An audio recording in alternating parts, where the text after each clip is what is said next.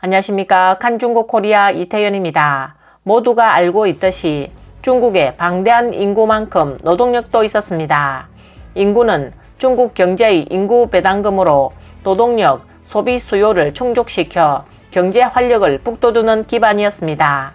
그러나 중공 국가위생건강위원회가 올해 7월 주시 기고문에 중국의 총인구 증가율이 크게 둔화했다며 제14기 5개년 계획 동안 마이너스 성장 단계에 진입할 것이라고 공개적으로 밝혔습니다.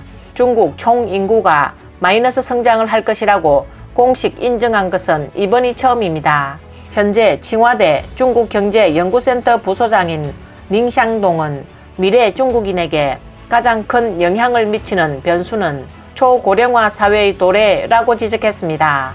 세계보건기구의 정의에 따르면 60세 이상 인구의 비율이 10%에 이르고 65세 이상 인구의 비율이 7% 이상에 달했을 때 국가 또는 지역을 고령화 사회라고 합니다. 65세 이상 인구 비율이 14%에 이르면 고령 사회, 65세 이상 인구 비율이 20%를 넘으면 과도 고령 사회라고 합니다. 최근 중국의 두 번의 인구 조사를 보면 상대적으로 고령화가 진행되고 있는 일부 도시는 약 5년 전부터 전국 150개 이상의 도시가 고령화 사회에 진입했습니다.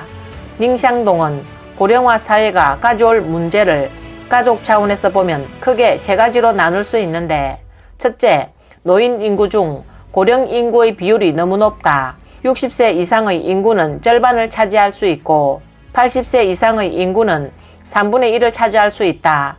둘째, 부자가 되기 전에 먼저 늙어버리는 것이 중국의 고령화 사회의 중요한 특징이자 매우 무서운 일이다.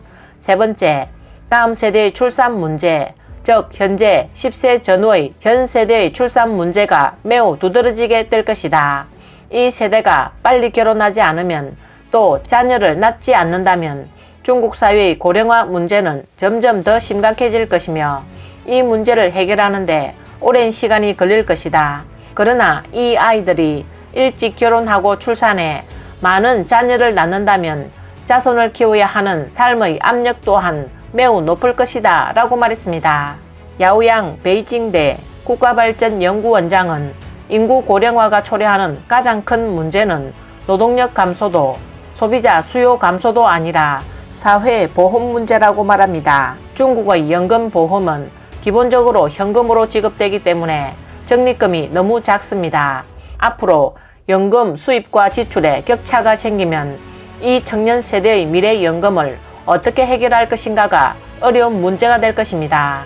이번 영상은 여기까지입니다. 구독과 좋아요는 격려입니다. 공유는 나눔의 시작입니다. 시청해 주셔서 감사합니다.